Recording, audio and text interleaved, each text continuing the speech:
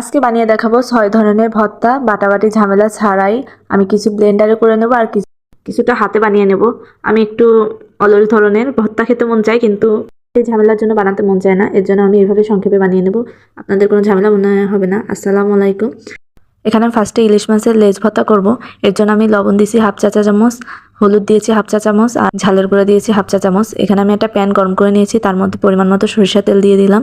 এবার আমি মাছের লেজগুলো কড়া করে ভেজে নেব। কড়া করে লেজ ভাজলে আর ইলিশ মাছের কাটার যে লেজের যে কাটা থাকে, সেই কাটাগুলো অত বেশি মুখে বাঁধবে না। এর জন্য কড়া করে আপনারা একটু সময় করে কড়া করে ভেজে নেবেন। ভর্তা মানে বাঙালির ইমোশনাল। আমাদের সবারই কম বেশি ভর্তা খুব পছন্দ, কিন্তু ঝামেলা মনে করি বলে আমরা এটা বানাতে চাই না। কিন্তু আমি আজকে ব্লেন্ডারে বানিয়ে দেখাবো, তো এর জন্য অত ঝামেলা মনে হবে না আপনাদের। একবার হলো ট্রাই করবেন। আমাদের এই মাছগুলো ভাজা হয়ে গেছে। এবার আমি কিছুটা পেঁয়াজ নিয়ে ভালোভাবে ভেজে নিচ্ছি, হালকা একটু ভাজা। আমার পেঁয়াজ হালকা করে ভাজা হয়ে গেছে। আমি যেহেতু কাঁচা পেঁয়াজ খাই না, এর জন্য আমি হালকা করে ভেজে নেই। এরপর আমি শুকনা ঝালগুলো ভেজে নিচ্ছি। সুন্দর করে ভালোভাবে ভাজা হয়ে গেলে এবার আমি তুলে নেব। আমার শুকনা ঝালও ভাজা শেষ। এবার আমি মাছগুলো বেছে নেব। ভাজা মাছগুলো আস্তে আস্তে করে বেছে নেব আর কাঁটাগুলো বেছে ফেলে দেব। বড় বড় যে কাঁটাগুলো আছে সেগুলো বেছে নেব। আর কড়া করে ভাজা, তো এর জন্য ছোট কাঁটাগুলো নেই। এই যে আমি বড় কাঁটাগুলো ভেজে বেছে ফেলে দিয়েছি। এবার আমি শুকনা ঝাল নিয়েছি।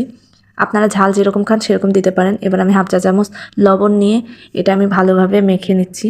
তারপর আমি পেঁয়াজটা নিয়ে মেখে নিয়ে এটা আমি ভালোভাবে এর সাথে পেঁয়াজ দিয়ে ভালোভাবে মিশিয়ে এরপর আমি এই ইলিশ মাছের লেজটা ভালোভাবে মাখিয়ে নেব। এবার আমি সরষের তেল দিয়েছি। সরষের তেল ছাড়া তো ভর্তাই অপূর্ণ।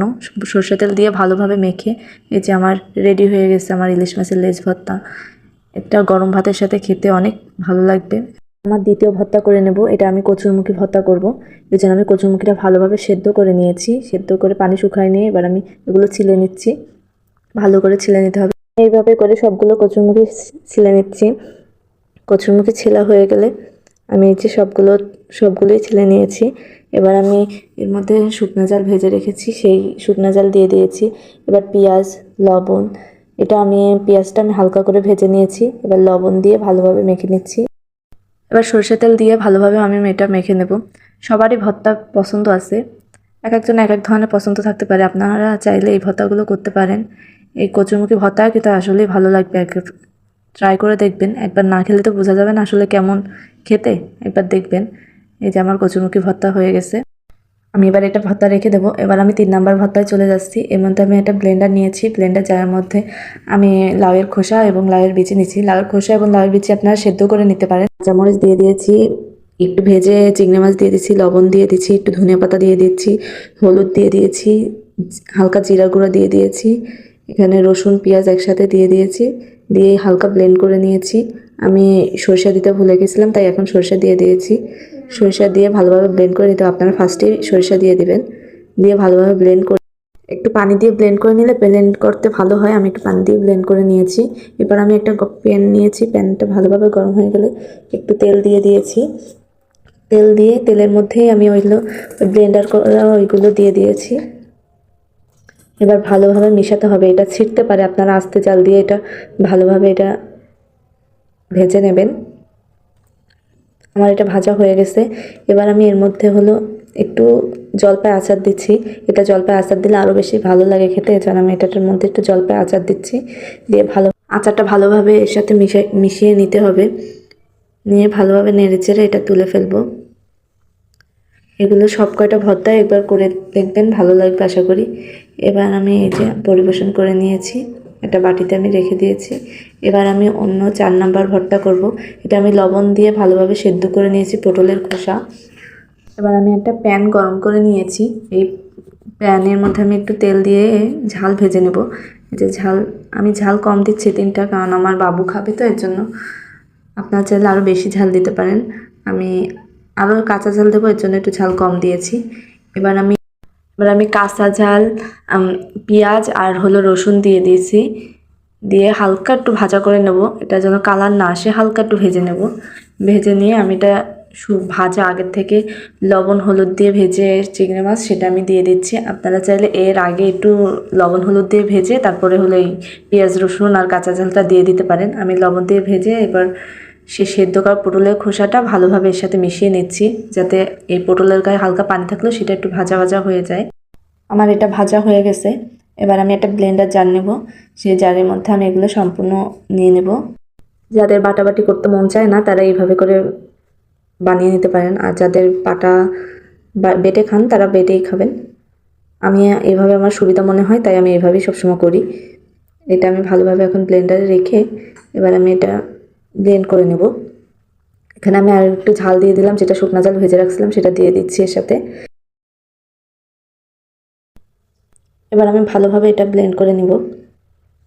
আমার এটা ভালোভাবে ব্লেন্ড হয়ে গেছে। এবার আমি একটা বাটিতে পরিবেশন করে নেব। আমি একটা বাটিতে এটা নিয়ে নিচ্ছি। এই যে আমার হয়ে গেছে, পটলের খোসা এবং চিংড়ি মাছ একসাথে মিশিয়ে ভর্তা করে নিয়েছি।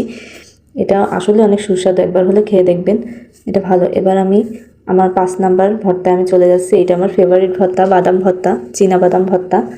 এটা চীনা বাদাম আমি এনে এটা আমি ভেজে নিচ্ছি ভালোভাবে। একটু ভাজা ভাজা হয়ে গেলে ফেটে যাবে, ভাজা হয়ে গেলে দেখবেন বাদামগুলো ফেটে গেছে, তখন তুলে নেবেন।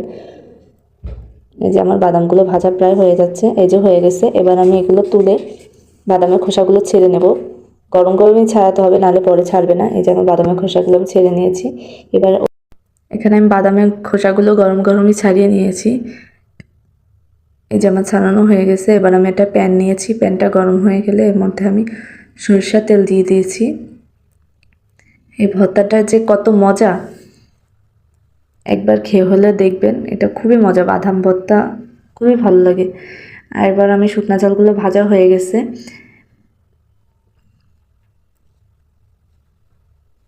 এবার আমি কাঁচা ঝাল, রসুন, পেঁয়াজ একসাথে ভেজে নেব। এটা আমি হালকা করে ভেজে নেব, যাতে এটা লাল না হয়ে যায়। হালকা করে ভেজে এগুলো আমি তুলে নেব, ভালোভাবে ভেজে এগুলো আমি তুলে নেব। এই যে আমার হয়ে গেছে, এবার আমি তুলে নিচ্ছি। এক একজনের পছন্দ এক এক রকমের। অনেকে শুটকি ভর্তা খায়, কিন্তু আমি আবার শুটকি ভর্তা খাই না। এই যে এখন আমার এই যে পেঁয়াজগুলো হয়ে গেছে, এবার আমি তুলে এটা ব্লেন্ডারে ভালোভাবে ব্লেন্ড করে নেব। এই যে আমি একটা ব্লেন্ডারে জার বের করেছি, এই জারের মধ্যে আমি বাদামগুলো দিয়ে দিচ্ছি। এর মধ্যে আমি সেই পেঁয়াজ, রসুন, কাঁচা ঝাল, শুকনা ঝাল ভাজা এগুলো সব দিয়ে ভালোভাবে ব্লেন্ড করে নেব। এরপর আমি একটু লবণ দেব, হাফ চা চামচ লবণ দিয়ে দিয়েছি। এবার লবণ দিয়ে আবার আমি ভালোভাবে এটা ব্লেন্ড করে নেব, যতক্ষণ না ব্লেন্ড হয়।